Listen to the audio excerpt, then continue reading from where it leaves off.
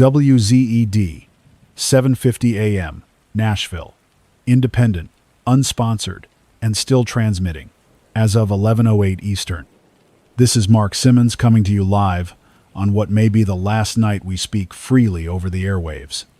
I've sat behind this microphone for the better part of 2 decades. Through tornadoes, blackouts, election scandals, and once even a courthouse fire that shut down half of downtown. But tonight doesn't feel like those. Tonight feels bigger, like history folding in on itself in real time. Across from me is Andrew Bryson, former senior analyst at Oak Ridge Capital. If that doesn't ring a bell, don't worry. It wasn't designed to. They specialized in structured asset vehicles and sovereign risk forecasting. Long story short, he's one of the few people in this country who's actually read the fine print on what happens when a nation's currency stops being trusted. And he's been warning about this moment for months. Not with conspiracies. With spreadsheets, trend curves, and credit swap data most of us can't even pronounce. We didn't come on the air tonight to entertain. There's no music queued up. No call-in trivia games. What you're going to hear over the next few hours is not scripted. This isn't a drill. And no, this is not financial advice. But if you're listening from somewhere with working power and a pen within reach, I'd suggest writing this down. Because if this spiral keeps unraveling, you might not get another clear voice on the radio for a long time. The dollar's breaking, and it's not going to fix itself this time. I've heard doom before. You don't work radio in Middle Tennessee without taking a few doomsday calls every month. But when someone like Andrew says it, someone who spent his career advising fund managers on sovereign default exposure, it lands differently. There's no excitement in his voice. No panic. Just a cold, clipped certainty that feels more dangerous than any shout. It started quietly. Always does. Last night, around 8:15 our time, Zurich began dumping treasury reserves. Not in a panic, but in a coordinated, steady sell-off. By itself, that wouldn't cause alarm. But within 90 minutes, the same pattern showed up in Singapore. Then Abu Dhabi, then Frankfurt.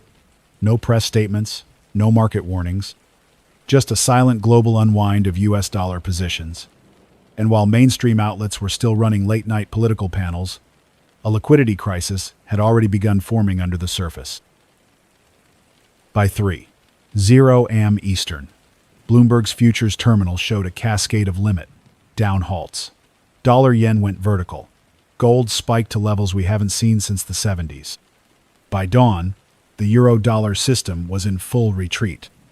By noon, major exchanges were pausing trades not once, but repeatedly, citing technical irregularities. And by 3:00 p.m., the New York Fed ceased open market operations entirely. No press conference, no Powell, just silence. A vacuum of confidence. Andrew tracked the flows through darknet banking mirrors and commodity route proxies. He watched offshore liquidity dry up in real time.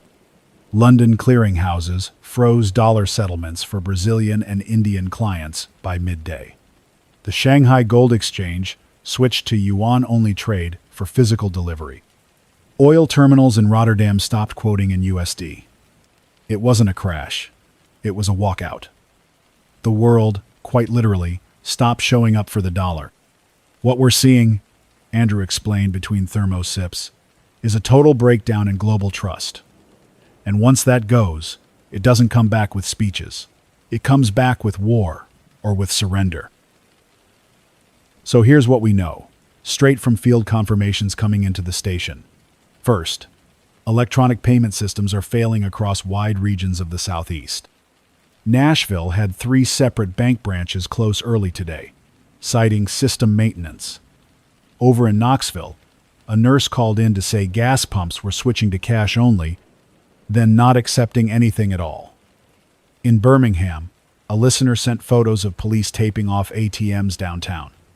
No looting, just eerie silence and frozen machines.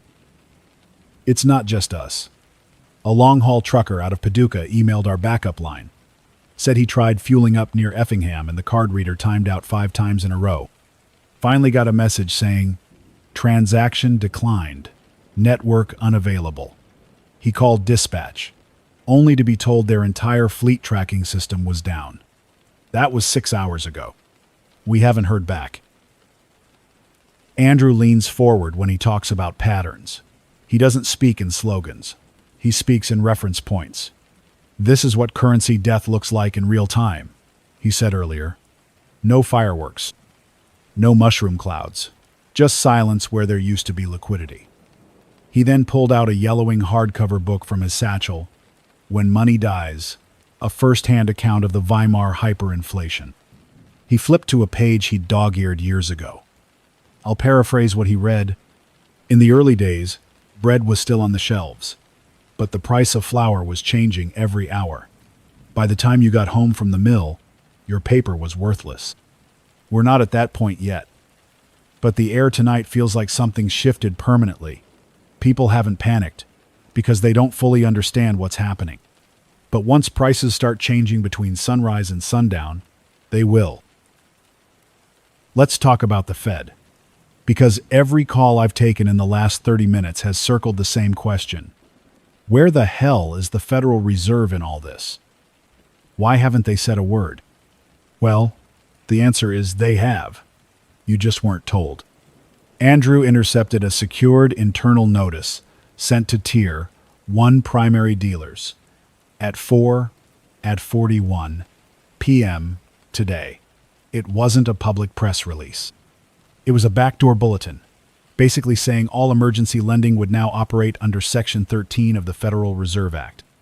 That clause, for those not familiar, allows the Fed to lend to any individual, partnership, or corporation during unusual and exigent circumstances. But here's the problem. No one's accepting the lifeline. The world isn't saying the dollar is worthless, Andrew said. They're saying they no longer trust the people who manage it. This collapse didn't start with this administration, or the last, or even the one before that. It started decades ago, when we began treating debt as infinite and accountability as optional. When we exported inflation and imported dependence. And now, for the first time in living memory, the world is calling our bluff. Saudi Arabia sealed the deal 2 weeks ago, when it signed its first long-term oil contract settled in yuan and gold. That wasn't just a trade agreement. That was a funeral bell for the petrodollar, the invisible contract that kept the dollar as the world's energy ticket since the 1970s. When Riyadh walked away from that deal, the rest of the world quietly followed. And today, it all hit terminal velocity. From what we're seeing, the Department of Homeland Security is staging logistics vehicles at major warehouse junctions. This isn't speculation. A contact from Memphis, former National Guard, confirmed military convoys arriving at Kroger's regional distribution hub off Lamar Avenue. No riot response. No food deliveries. Just asset control. This matches what we saw in Venezuela during their crash. The government doesn't admit the currency is failing. It simply begins restricting access to what people need. First food, then fuel, then freedom of movement, all framed as security measures. Andrew suspects the next phase will come fast. A rollout of a new central bank digital currency, possibly within 72 hours. He says the groundwork's been laid for over a year. Multiple pilot programs tested under different names. You may have seen it casually in the news. FedNow, Digital Dollar Project, Instant Settlement Protocols. It wasn't theory, it was planning. I know this is overwhelming. I'm sitting in a studio powered by a backup generator, reading reports from across the country, and I still can't believe what I'm hearing. But I trust Andrew. And I trust the pattern. It's not about conspiracy. It's about consequence. And we are living through it now. We'll be here as long as we can keep the transmitter warm. For those still receiving us across Tennessee, Kentucky, parts of Georgia, the Carolinas, and southern Ohio, we want to hear what's happening where you are. If you've seen closed banks, card outages, food rationing, or anything that doesn't feel right, send us a report. Our secure inbox is still reachable at wz750info@gmail.com. Encrypted messages preferred, but plain text will do. We'll share what we can. One last thought before we take a short pause. Andrew looked me in the eye earlier and said something I haven't been able to shake. Collapse doesn't feel like chaos at first. It feels like order unraveling faster than you can restitch it. That's where we are, folks. And from here on out, it's going to be up to each of us to decide what kind of fabric we rebuild from it. Stay tuned. We'll be back shortly. No commercials, no filters. Just the facts you won't hear anywhere else. You're still tuned to WZ 750 AM, broadcasting live from just outside Nashville. It's now 0021 Eastern. Our backup transmitter's holding steady, thanks to a diesel-fed generator we patched together from a retired firehouse rig. I'm Mark Simmons, still seated across from Andrew Bryson, watching the fallout from what some are calling the biggest financial rupture in modern history. We've taken calls, we've reviewed field updates, and now it's time to talk about something a lot of folks haven't realized yet. This collapse? It isn't just a domestic issue, it's a global fracture. And the cracks are already swallowing Americans who aren't even on U.S. soil. We've received encrypted voice messages from two separate listeners abroad. One is a college student named Emily, currently enrolled at the American University of Paris. Her message was short, garbled, but unmistakable in tone. She said her student debit card failed to process at her housing office this morning. When she went to the local BNP Paribas branch, they told her in broken English that US dollar-backed cards were no longer considered valid proof of payment. "My rent isn't money," she said in the recording. "It's paper no one wants." She tried calling her bank in Illinois. The line dropped after 2 rings. That was nearly 15 hours ago. She hasn't responded since. We also heard from a retired Navy officer in Naples, Italy, Michael. He's been living on his military pension for the past 7 years, deposited monthly through a direct federal transfer. This morning, his balance read 0. Not negative, just gone. When he went to the U.S. consulate, they were closed without notice. No one answering calls. The guard stationed outside, according to Michael, didn't even wear a State Department badge, just a contractor vest. He asked to speak to a U.S. citizen officer and was told, quote, "All federal personnel have been reassigned," whatever that means. Now, if you think this is just temporary, let me explain the real problem here. The dollar isn't just used in America. It's embedded in global contracts, retirement portfolios, commodity futures, and cross-border payroll systems. If you're an American citizen working abroad, whether you're a contractor in Dubai, a teacher in Tokyo, or a digital freelancer in Prague, your payments have to clear through multiple banking layers, and nearly all of them are built on USD rails. That means if the dollar freezes, your income freezes. If the Fed can't back settlement guarantees, the global clearinghouses won't honor your paycheck. And it's not just individuals. Multinational corporations are suddenly being told their letters of credit are invalid. Boeing, Caterpillar, ExxonMobil, Plash, companies that have been doing business internationally for generations, are waking up to find their vendor payments blocked or pending compliance review. That's code for, your dollars aren't welcome here anymore. Andrew spent the last few hours combing through trade bulletin boards and encrypted financial logs. What he's seeing paints a brutal picture. Dozens of large-scale import contracts have been halted. West African cocoa shipments bound for New Jersey, delayed. Copper shipments from Chile, frozen in port. Vietnamese electronics orders meant for Midwestern suppliers, flagged for re-invoicing in non-USD denominations. The ripple effects aren't ripples anymore. They're tsunamis of broken deals. He pointed out something few are talking about. The Society for Worldwide Interbank Financial Telecommunication, SWIFT, has started throttling USD traffic from American origin points. That's unprecedented. SWIFT isn't a US agency. It's a Belgian-based network.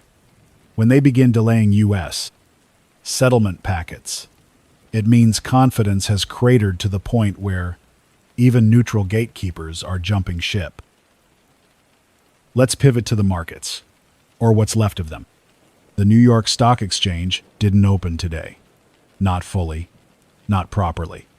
Technically, the board lit up at 9:30 a.m., but less than a third of stocks began active trading. Within 16 minutes, automatic circuit breakers froze movement across all three major indices, the S&P, Dow, and NASDAQ. That happens during extreme volatility. We've seen it before. But today wasn't volatility. It was absence. There were no buyers. Not even institutional ones. At 10:12 a.m., the SEC issued a Level 4 trading halt. That's rare. It means market-wide shutdown for the day. Think of it like pulling the fire alarm in a data center and telling everyone to leave quietly. The reason given? Technical anomaly. But off. The record reports from the Chicago Mercantile Exchange painted a clearer picture. Sell orders outnumbered buy orders by over 400 to 1. The system literally couldn't process the volume. And this wasn't just New York. Toronto, London, Seoul, Mumbai all experienced mass halts on U.S. linked assets. German regulators suspended clearing on dollar ETFs. Hong Kong paused interbank lending. Even Brazil, which had been quietly reducing dollar exposure for months, blocked remittances to American banks. In financial terms, the U.S. became an isolated island in less than a day. So, the question is, what has the White House done? That's where things get even murkier. At 1:00 p.m. Eastern, a press briefing was scheduled. The podium was set, the feed was ready, but no one appeared. 15 minutes later, the White House Twitter account, and yes, it's still technically active, posted a generic image of the president sitting with economic advisors. The caption read, "We are taking proactive steps to stabilize markets and ensure uninterrupted access to financial systems. No details, no questions allowed." That was the last official communication for 8 hours. Around 9:30 p.m., the president finally went live for 6 minutes, pre-recorded, visibly tired, reading from a teleprompter. He spoke of resilience, of unity, and of digital modernization. He promised a temporary pause on all outbound cross-border transactions while liquidity measures are assessed. That's bureaucratic language for no one's getting money out of the country. The term he used, liquidity reevaluation protocol, is something neither Andrew nor I have ever seen in a policy manual. It's not a known economic tool. It's a made-up phrase to hide the fact that the dollar is being restructured on the fly. Here's the part that should alarm every American listening. Not once in that speech was there mention of the Federal Reserve. Not once was the Treasury Secretary mentioned by name. The man who should have been addressing the nation, the one with the real authority to initiate monetary triage, was completely absent. That's not a coincidence. That's a signal. Andrew believes the Fed is no longer calling the shots. The decisions are being made by a hybrid task force comprised of Treasury, Defense, and Homeland Security. We've seen this before, just not here. During Greece's debt crisis in 2015, civilian agencies were quietly overridden by emergency economic boards. In Argentina during the peso collapse, central bank governors took orders from internal military liaisons. When currencies die, the suits get pushed aside. The uniforms move in. Now I know what some of you are thinking. Isn't this just a momentary panic? Haven't we seen market dips and swift recoveries before? Yes, but not like this. This isn't a crash. This is a controlled demolition of the world's most entrenched monetary system. And it's happening not with tanks, but with keyboards. Not with riots, but with quiet exclusions from the very plumbing of finance. One final thought before we rotate segments. Andrew said something that stuck with me for the last hour.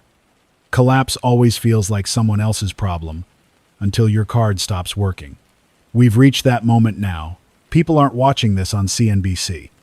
They're feeling it when the gas pump blinks red, when their foreign bank account shows zero, when their overseas retirement fund vanishes in a terminal error message. Tonight, we're going to keep reporting. We've got more field contacts sending updates from Dallas, Phoenix, and parts of western Pennsylvania. If you're overseas and listening on a long wave bounce, send your experience to our secure address. You're not forgotten, but you might be on your own, depending on what happens next. Keep your heads down, stay alert, and most of all, don't rely on old assumptions.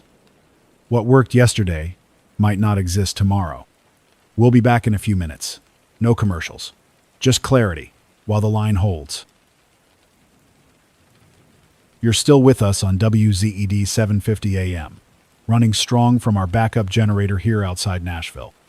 It's now 0146 Eastern, and our signal's still reaching parts of Indiana, the Carolinas, and even getting faint pings from coastal Maine. We've had 4 confirmations tonight from listeners using battery-powered ham receivers and 2 from shortwave skips bouncing off old CB rigs. As long as we have power, we'll keep this line open. In the last segment, we walked through what's happening to Americans overseas and the silence coming out of Washington. But now we need to talk about what's happening inside our own borders, in grocery aisles, gas stations, and backyards. If the dollar is the bloodstream of the country, then food and fuel are the oxygen. And tonight, we're finding out just how quickly that oxygen runs out when the system fails. Andrew just got word from a friend working in procurement for one of the larger regional grocery chains. I'm not going to name which one, for his safety. He's been in distribution for over 15 years. According to him, the last shipment of produce cleared the Nashville depot at 11:00 a.m. yesterday. Not because trucks weren't available, but because the payment terminals used to release inventory from the contracted growers failed validation. Their logistics software runs through a commercial payment gateway tied to the Fedwire network. Once that stopped clearing, every tomato, potato, and onion still sitting in cold storage got flagged with a "hold until confirmed funds" notice. In plain language, that means no one's sure who will get paid, so nothing moves. That's just produce. Dry goods are even worse. Pasta, rice, canned meat, those are locked in freight containers on private warehouse lots all across the Southeast. Why? Because the drivers who move them can't get fuel. And the fuel stations that do have diesel, they're demanding cash up front. Not card, not digital transfer, not invoice, physical cash. And not just any cash, 20s and below. We've had multiple reports that stations are refusing to accept 50s or 100s, claiming they're not sure they'll be worth anything tomorrow. It's starting to sound like a cliche, but Andrew warned about this months ago. He said that when the monetary velocity collapses, transactions shift to lowest risk mediums. That means small bills, hard goods, and, increasingly, digital tokens that exist outside federal control. Which brings us to something that's exploded in the last 18 hours: the rise of crypto barter. It's hard to track the numbers in real time, but we've confirmed at least 3 regional mesh networks now routing local transactions using Ethereum-based stablecoin wallets and Bitcoin Lightning nodes. These aren't speculative investments anymore. They're being used at a practical level to pay for fuel, to trade for ammo, even to reserve slots on private convoys moving food between counties. One listener, out of Asheville, North Carolina, told us she purchased a 20-gallon drum of diesel from a neighbor by transferring 0.0043 Bitcoin directly through a phone-to-phone QR scan. The seller refused cash entirely, told her it wasn't real anymore. She tried offering silver coins. He laughed and said, "You can't fill a truck with metal. I need numbers that move." Let's be clear. The federal government hasn't outlawed cryptocurrency, but it hasn't exactly endorsed it either. And now, with the dollar spiraling and banks shuttered, these decentralized systems are filling the void faster than any agency can respond. The White House's silence on this has been deafening. No guidance. No regulation, no comment. Just a growing black market of digital barter, operating on hardware wallets and peer-to-peer networks that no one can shut down without killing the entire internet. Andrew suspects that if this continues for another week, we'll see the government attempt a rushed rollout of its own digital replacement, likely something tied to the FedNow infrastructure. It'll come with promises of stability and anti-fraud measures, but it'll also come with surveillance, restrictions, and programmable controls. And once it's live, you can expect immediate efforts to criminalize or suppress the alternatives. But while digital currency grows in the void, physical barter is already exploding. In cities and suburbs alike, we're hearing stories of informal swap points popping up, old gas stations, flea markets, even backyard tool sheds being turned into neighborhood exchanges. Goods for goods. Services for services. No receipts, no apps. Andrew got a call from an acquaintance in Columbia, Missouri, a former economics professor who now runs a local barter board on paper index cards tacked to a corkboard in his garage. He says toilet paper is back to being a medium of exchange. So are AA batteries, lighters, and instant coffee packets. Gasoline, of course, is top tier. But powdered milk, candles, and even firewood are rising in value. One woman traded half a bottle of penicillin for a sack of dried beans. Another man offered to fix a generator in exchange for insulin. These aren't post-apocalyptic horror stories.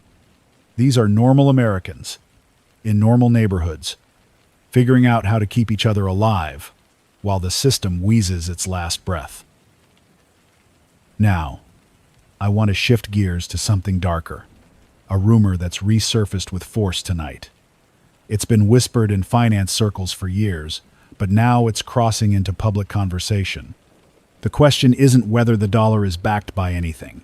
The question is, was it ever? I'm talking about the gold reserves. For generations, Americans have assumed there's a stockpile of physical gold somewhere in Fort Knox.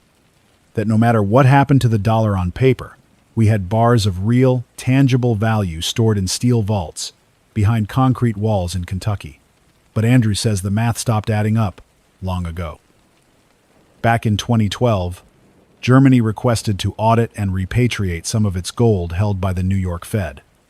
The process took 7 years and never yielded full transparency. France made similar inquiries. So did the Netherlands.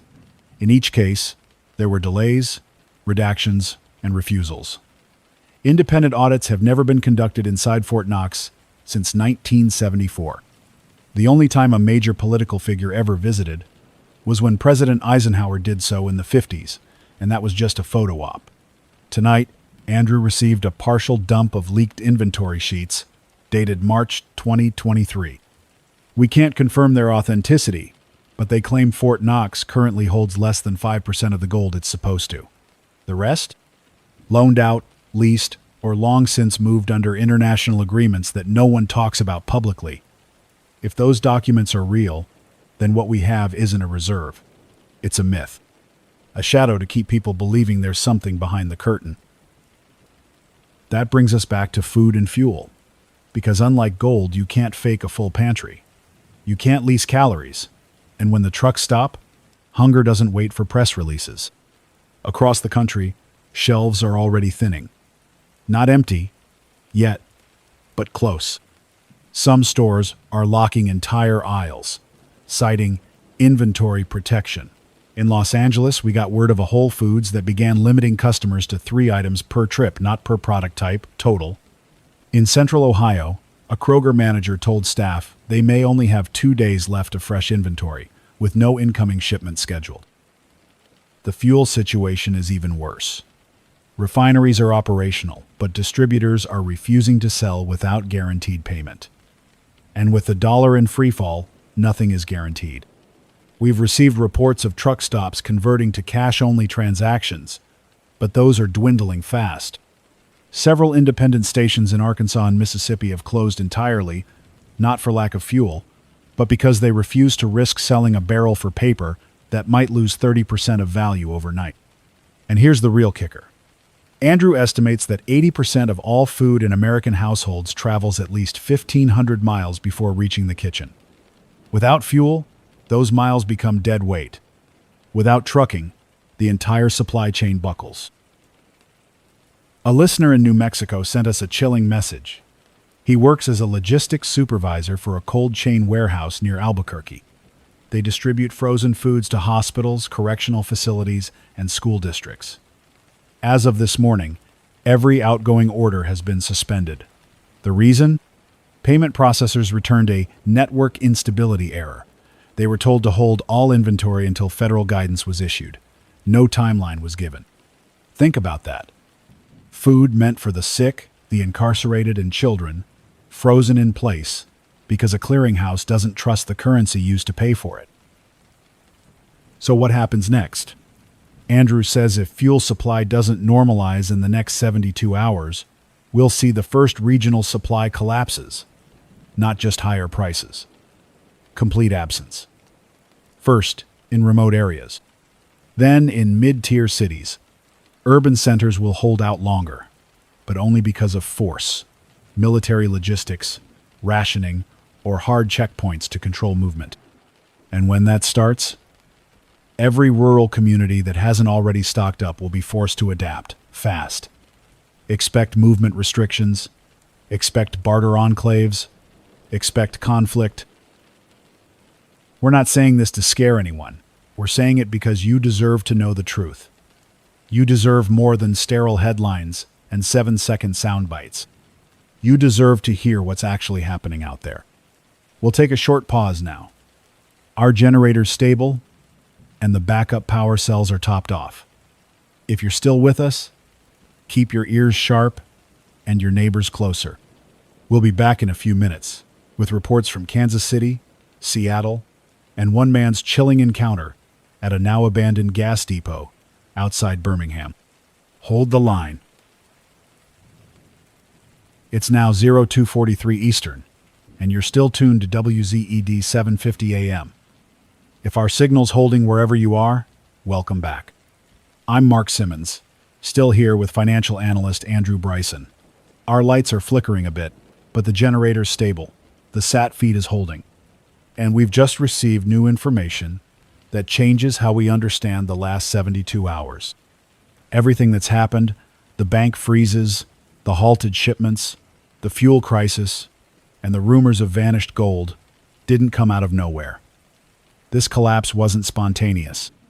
It was a slow-motion detonation, triggered not by a single event, but by a series of decisions, concealed agreements, and quiet betrayals. And tonight, for the first time, some of those pieces are coming together. Andrew's contact inside the Atlanta Federal Reserve Branch, someone he hasn't named for obvious reasons, sent him a redacted internal memo time-stamped 8 days ago. It wasn't part of any public record or external press release. The document, marked confidential, interagency only, outlines a closed-door meeting that took place in Richmond between members of the U.S. Treasury, senior Fed governors, and a small delegation of foreign economic officials. The stated purpose of the meeting: prepare coordinated transition framework for reserve reevaluation. Translation? The dollar's collapse wasn't just predicted, it was planned for. The memo makes vague references to a phase conversion model, which Andrew believes was a blueprint to begin repositioning key institutions before the public caught on. One of the items in that plan included strategic prioritization of allied debt exposure.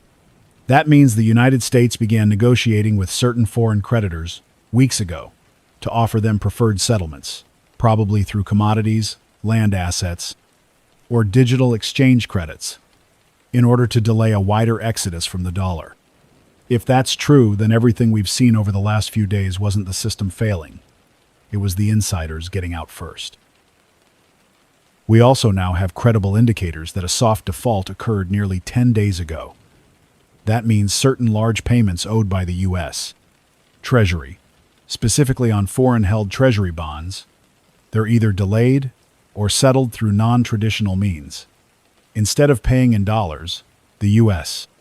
quietly offered off-book assets, rare earth reserves, lithium rights, strategic grain surpluses, and even technology patents. The recipients? China, Saudi Arabia, and the United Arab Emirates. Those deals bought time, just enough to avoid panic in the markets, but only for a moment. Once the rest of the world learned about the side deals, the trust was gone. Andrew compares it to a run on the bank, but at the sovereign level. When your biggest partners start asking for collateral instead of cash, everyone else gets the message. The money's not good anymore. And once trust goes, velocity dies. When no one wants to hold dollars even for a minute, commerce stops moving. And when commerce stops, people go hungry. So, how are other countries responding now that the fire's visible from space? The reaction has been calculated, cold, and fragmented. We've had half a dozen statements from international leaders over the past 36 hours. Most are polite, muted, carefully phrased. Canadian Prime Minister Arbour said they were monitoring the situation closely and preparing humanitarian contingencies. That's diplomatic code for brace for spillover. Meanwhile, the EU issued a joint press release pledging monetary solidarity and reaffirming their shared democratic values. What they didn't do was offer any direct economic support, no credit backstops, no material aid. The harshest response so far came from Brazil. Earlier this evening, President Mendes said in a televised speech that nations must be willing to reprice their dependencies and explore sovereign resilience. In other words, don't count on the dollar. Don't count on the US. We're going our own way now. Australia and Japan have sent mixed signals. Both have reaffirmed treaty obligations, but neither has committed to anything beyond military cooperation. Japan's central bank, as of tonight, has refused to resume USD liquidity swaps. That's a damning sign, especially considering the deep historical ties between our two economies. So where does that leave us? Alone. But not forgotten. Andrew believes there are factions in Europe and Asia that want to help, but they're constrained. Their own currencies are tied in part to US debt exposure. If they move too quickly, they could trigger cascading defaults within their own financial systems. That means any help will be quiet, discreet, probably through NGOs or shell corporations posing as commercial aid distributors, and even then, it won't be free. Expect bartered access to water filtration, antibiotics, server infrastructure. Don't expect airlifts of rice bags and waving UN flags. We did get word that Switzerland has offered secure digital vaulting for American private wealth, probably for a fee, and certainly with strings attached. But it's telling that private institutions are preparing rescue lines before governments are. That tells you who really saw this coming. Here's something else we haven't shared until now. 3 weeks ago, Andrew's contact at the IMF forwarded him an internal risk bulletin outlining a simulation they'd run in January. It was called Scenario Delta 9.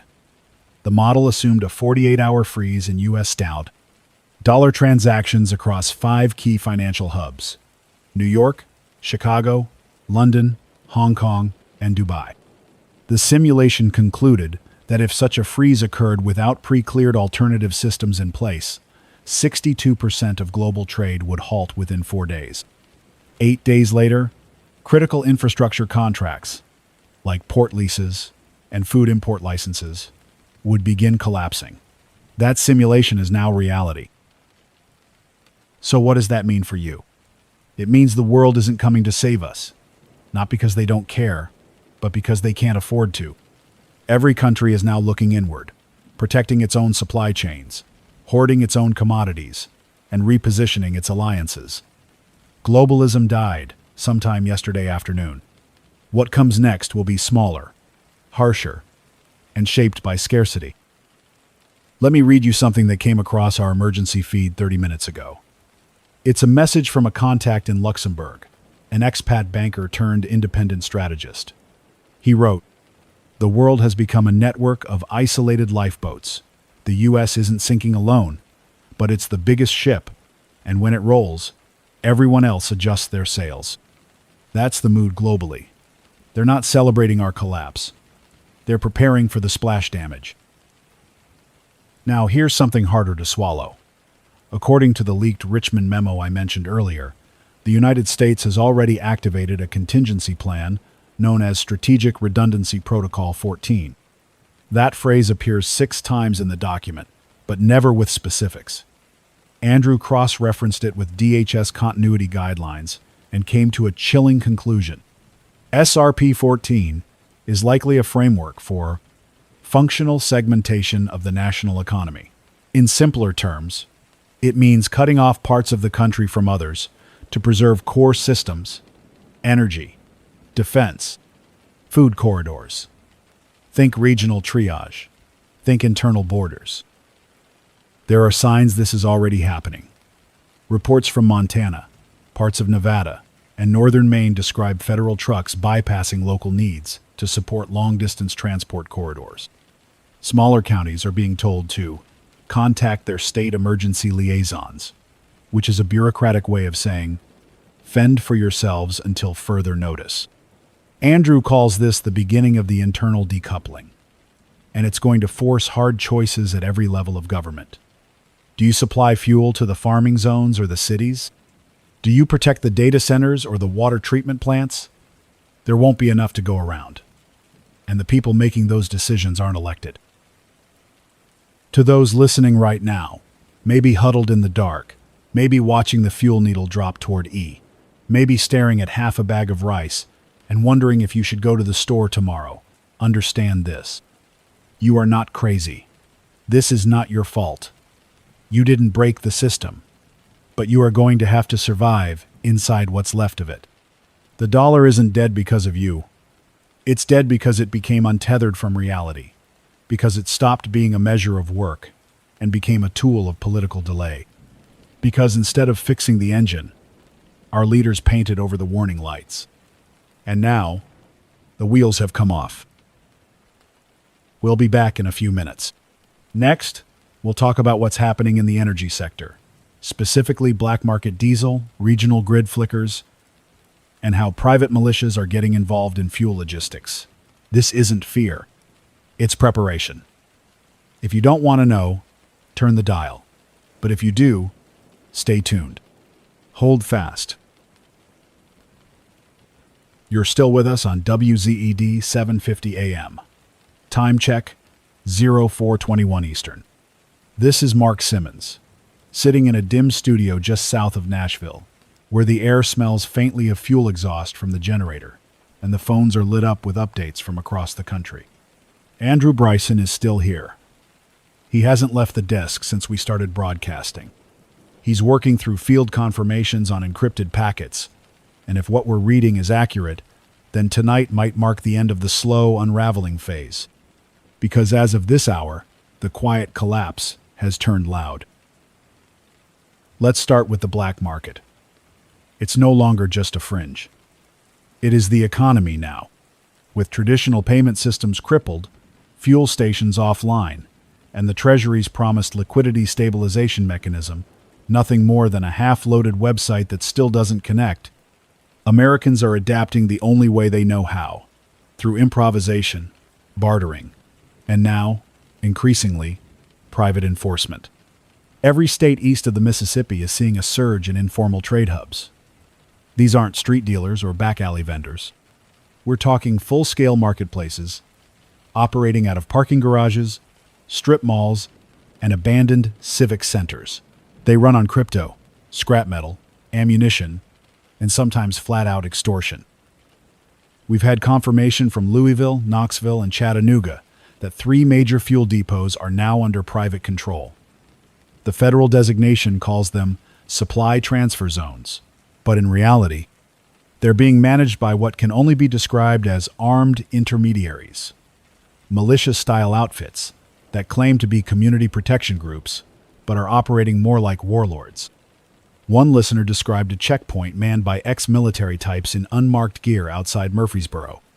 They were inspecting all cargo, demanding a logistics tax, and directing traffic toward a side entrance where fuel was being sold for 1/10 of a Bitcoin per gallon. Cash wasn't accepted. The government, for its part, is not absent, but it's not in control either. In the last 3 hours, we've seen the soft launch of a new federal platform, the Emergency Digital Access Card. It's being rolled out in partnership with 3 major telecom carriers and the National Guard. The system is supposedly designed to grant verified citizens a daily allocation of fuel, food, and medicine, using a blockchain-based wallet tied to biometric ID. In theory, it's a ration card. In practice, it's a gatekeeping system. According to internal memos obtained by Andrew, the EDAC platform will be regionally tiered. Tier 1 zones include DC, the Northeast Corridor, and key urban centers like Chicago, Dallas, and San Diego.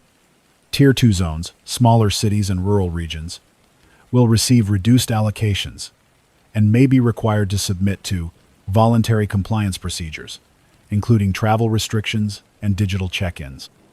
As for Tier 3 zones, those are the ones already under autonomous local coordination. That's federal code for you're on your own. One trucker who called in from central Georgia told us he was pulled over at a temporary checkpoint on Highway 129. Guardsmen in high-vis vests scanned his state-issued ID, but when he said he hadn't downloaded the EDAC app, they turned him around, told him he couldn't pass until he registered. He asked what would happen if he refused. The man in charge didn't raise his voice, just said, "Then this road ends for you." Let's not mince words. This isn't a rollout. It's a filter. The EDAC system isn't about restoring normalcy. It's about reclassifying citizens into manageable categories based on loyalty, access, and digital traceability. And right now, with the government stretched thin and most infrastructure hanging by a thread, the last thing they want is millions of people moving freely with their own food and fuel plans. The ration system isn't about survival. It's about control.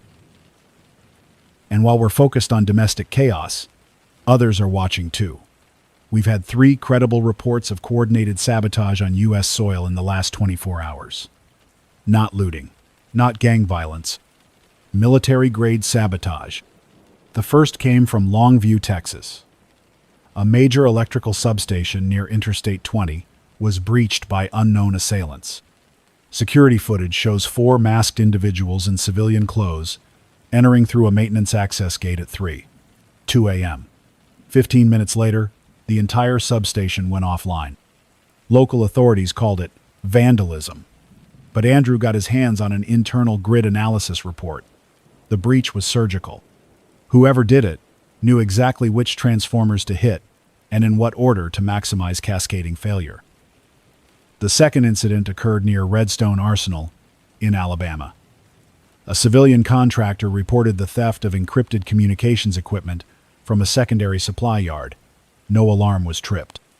No surveillance picked it up. But the site's manager noticed the inventory discrepancy during a routine shift change. The missing gear includes 2 tactical satellite dishes, a hardened laptop, and a handheld frequency jammer. That's not something you fence at a flea market. That's something you use. The third and most disturbing incident happened just hours ago, outside of Yuma, Arizona. An explosion damaged a rail line used to transport fuel from the Gulf to inland military bases. The FBI has labeled it an industrial accident, but local responders say the blast pattern was directional and involved shaped charges. That's not something your average saboteur gets their hands on. That's trained, resourced, and precise. Andrew thinks we may be looking at the early stages of asymmetric attacks. Not from a foreign army, not yet, but from embedded actors, domestic cells, or foreign-backed groups exploiting the power vacuum while our attention is fixed on breadlines and empty gas pumps. These attacks are small, tactical, but they serve a larger purpose: destabilize logistics, sever key arteries, and test response times. So far, the response has been slow, fragmented. If you were planning an incursion or testing for vulnerabilities, this is the week you'd do it. Back to the fuel front. The crisis isn't even. It's regional, layered, and getting worse. We've seen fuel wars before. Venezuela in 2019, Syria in 2012, even parts of Eastern Europe during the early 90s. But never here. Not in the United States. Until now. Outside Tulsa, Oklahoma, an independent trucking depot reportedly engaged in a gun battle with what witnesses described as unauthorized militia. The attackers arrived in unmarked trucks, blocked the access roads, and attempted to seize 4 tankers mid-refill.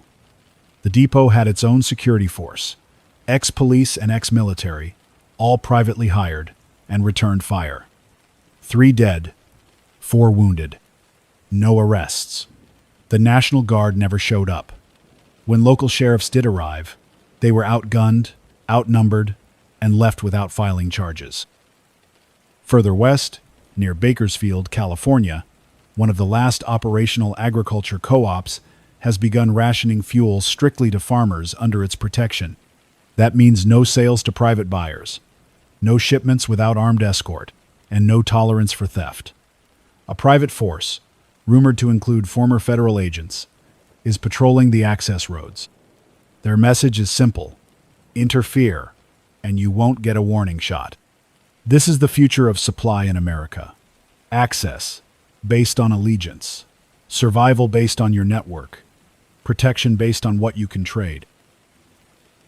Even major cities aren't immune. Chicago is seeing internal partitioning, neighborhoods barricading themselves from others.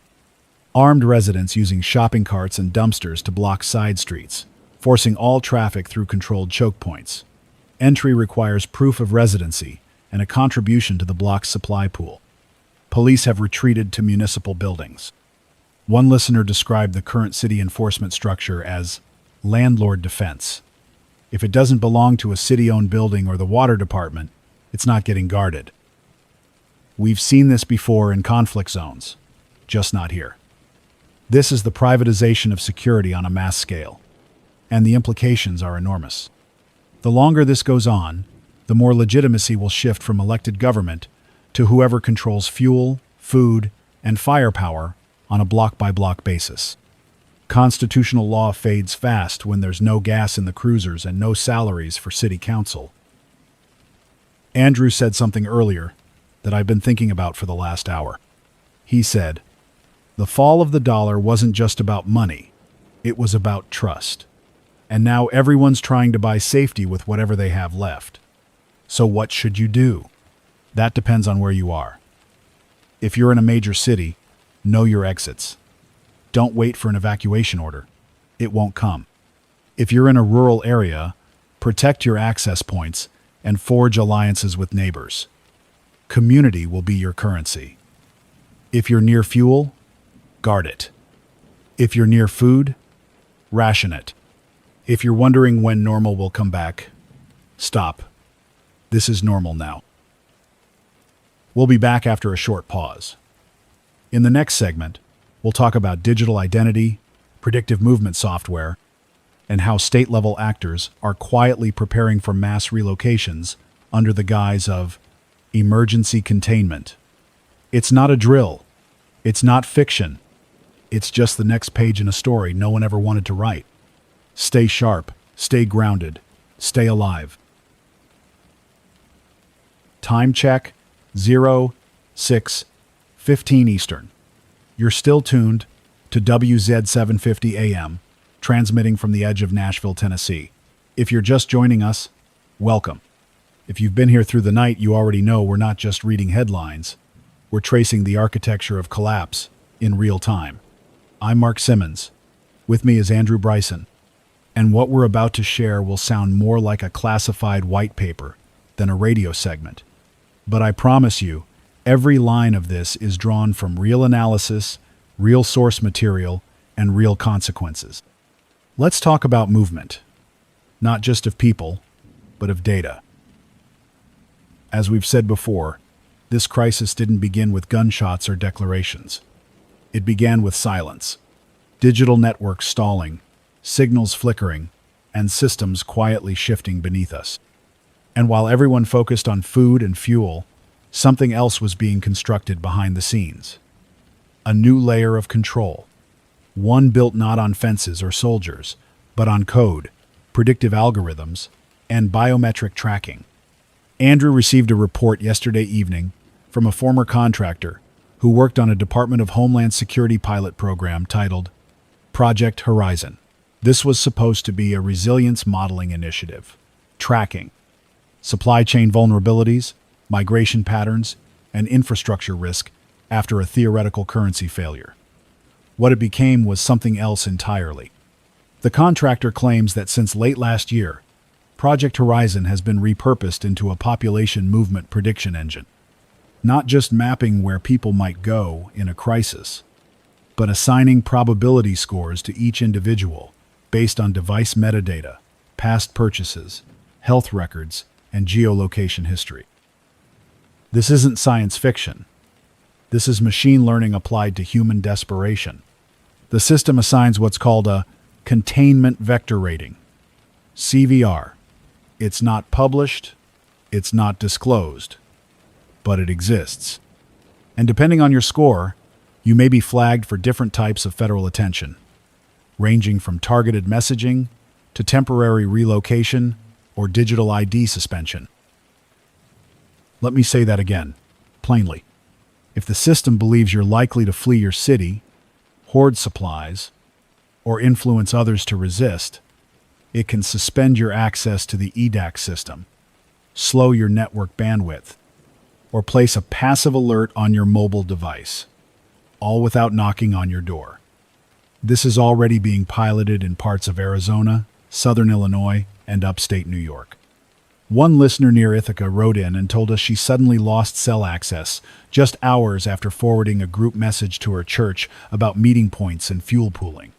The phone rebooted with a SIM authentication error. When she called her provider from a friend's landline, she was told the account was under temporary review per federal system update. No further explanation. Andrew dug into the network logs, what little is still open source, and found evidence of coordinated pushdown queries hitting local telecom towers. These aren't updates. These are flags. One keyword trip, one behavior score spike, and you're offline. No warning, no due process. This ties into a larger pattern we've been tracking: the rise of forced relocations, not dramatic evacuations, not televised airlifts, but slow, managed pressure campaigns to move populations out of unsustainable zones. The official term being used in internal memos is emergency redistribution protocols. We've seen them before. After Katrina, after Paradise burned, after parts of Puerto Rico lost power for weeks. But now, those tactics are being scaled nationally. According to Andrew's source inside the FEMA Region 4 Command Center in Atlanta, certain zip codes have been flagged as non-viable under current resource distribution. That means the government has no plans to continue delivering fuel, food, or medical aid there. Instead, residents will be strongly encouraged to relocate to Tier 1 resilience corridors, zones where supply convoys and energy grids will be fortified and tightly managed. The first wave of relocations is already underway in parts of western Louisiana, interior South Carolina, and eastern Nevada. In most cases, it's being presented as voluntary, but we've had listeners send photos of roadblocks, unmarked transport vans, flyers posted in apartment complexes offering one-way transit to stabilized zones with access to ration cards, clean water, and digital reintegration assistance. The imagery looks like humanitarian outreach, but the logistics, that's what gives it away.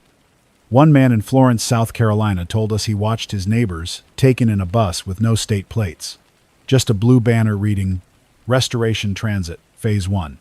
He hasn't seen them return.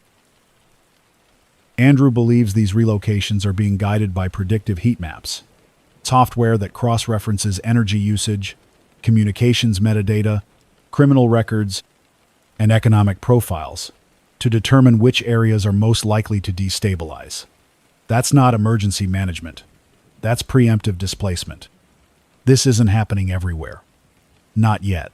But we've identified at least 5 other areas likely to see redistribution triggers in the next 48 to 72 hours.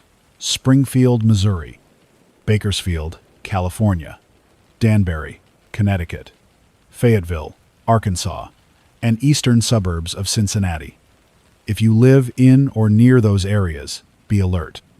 Watch for sudden supply notifications, survey crews, or digital enrollment drives tied to new EDAC extensions.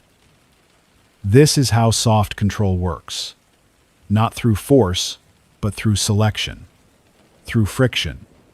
Make it easier to leave than to stay, and people will walk into the containment zone willingly. They'll surrender freedom in exchange for access. And by the time they realize what they've agreed to, the gates will already be closed. Now, I want to be careful here. This isn't about fear.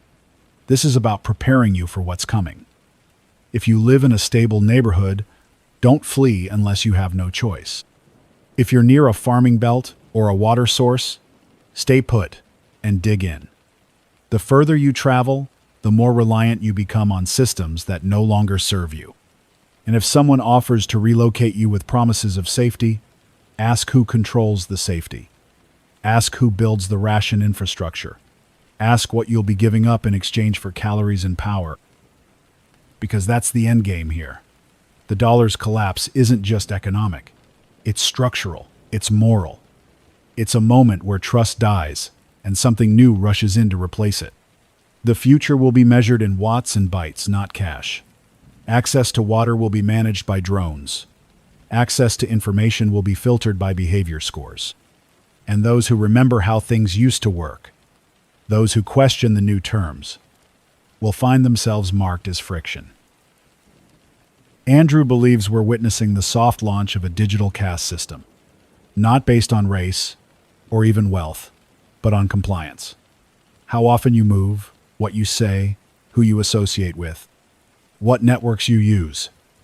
That data is being harvested right now, in real time, and it will shape the options available to you tomorrow.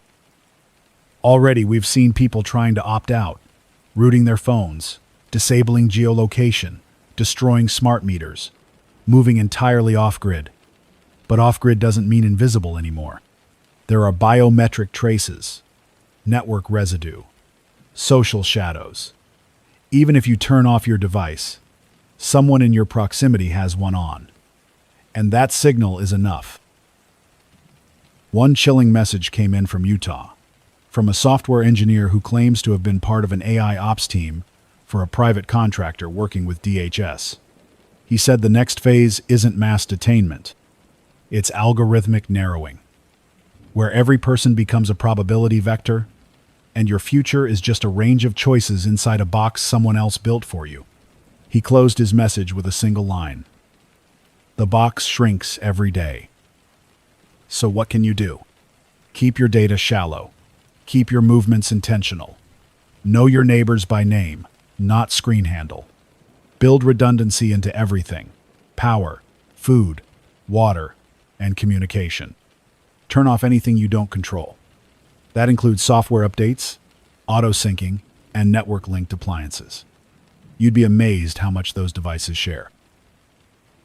We'll be back shortly with a final segment for the hour. We'll cover the underground networks keeping people fed, the rise of independent barter radio, and the growing conflict between two visions of what comes next, one controlled, managed, and sealed, the other improvised, risky, but free. Hold on. We're not finished yet. WZED, 7:50 a.m. Time check, 08:17 Eastern. This will likely be our final segment of the broadcast cycle. I'm Mark Simmons. Andrew Bryson is still with me, reviewing packet logs and shortwave feeds. The sun's starting to rise, barely visible through the haze hanging over the treetops outside the studio. The generator's burning clean. The satellite uplink is still stable. For now, if you've been with us through the night, you know how we got here. The dollar collapsed, not because of a sudden attack or external war, but because the system that once underpinned it quietly rotted from within. We watched as the world lost trust. We watched as Americans were locked out of their accounts, as food shipments froze, fuel vanished, and control shifted from elected voices to predictive algorithms and private power. And now, as the silence between supply and survival grows wider, something else is beginning to emerge. Something older, something smaller, something we forgot we knew how to build. I'm talking about the rise of the off-grid world. The quiet, improvised economy forming in the shadow of collapse. In the past 24 hours, Andrew and I have received over 50 encrypted messages from independent operators across the country. Not governments, not corporations. Just individuals with hand-built repeaters, jury-rigged mesh networks, and backyard barter systems. They're sharing inventory lists, fuel maps, planting cycles, even local safe routes and water test results. Most of them aren't preppers or engineers. They're teachers, hobbyists, amateur radio operators, people who watched the official systems fail and decided to build something else, something human, decentralized, and grounded in mutual aid. We've learned about a collective near Helena, Montana, where a former broadband technician has set up a weatherproof repeater powered by salvaged solar rigs. He's broadcasting daily updates in analog Morse, sharing wind conditions, fuel estimates, and seed stock availability for homesteaders. He doesn't even use a call sign. He just opens each morning with a phrase, "For those who stayed." Outside Akron, Ohio, a retired paramedic has established a mobile medical station. Her van, painted matte green to avoid attention, carries basic antibiotics, dressings, and a slowly diminishing supply of IV fluid. She accepts no payment, just asks for directions, stories, or favors in return. These aren't outliers. These are the new foundation stones. As government systems tighten into ration gates and biometric checkpoints, a different kind of network is growing underneath, one based on trade, trust, and redundancy. It's not fast. It's not sleek. But it works. Andrew compares it to the early ham radio days after World War II, before the internet, before satellites, when people built their own towers, wound their own coils, and passed messages from neighbor to neighbor. We're back to that now. And in some ways it's better, because this time, we know what we're escaping from. Make no mistake, the other system is still expanding. The EDAC infrastructure continues to roll out. The containment vectors are tightening, and new laws are being quietly introduced under continuity governance frameworks that allow indefinite curfews, database movement scoring, and the suspension of municipal charters. That's happening. It's real, but it's not universal. Not yet. There are cracks, and those cracks are widening. Because no matter how strong a control system is, it still needs cooperation. It needs participation. And what we're seeing now for the first time in our lives is the quiet rejection of that participation. The past 36 hours have proven that people are ready to think beyond the old myths. That maybe you don't need an app to know where your food comes from. That maybe you don't need a wallet to be valuable. That maybe 1,000 small nodes running on scavenged power, rooted in local trust, can hold more weight than any centralized server ever could. We've been receiving requests from new operators, asking how to set up their own stations, how to broadcast, what gear is still functional, what bandwidths haven't been jammed. So here's what we're going to do. Starting tomorrow morning, assuming our generator still runs, we're going to dedicate part of each hour to signal guidance. No ads, no politics. Just technical instruction on how to build, maintain, and grow a decentralized radio net. Andrew's already begun compiling a starter guide for low-wattage FM rigs using household parts.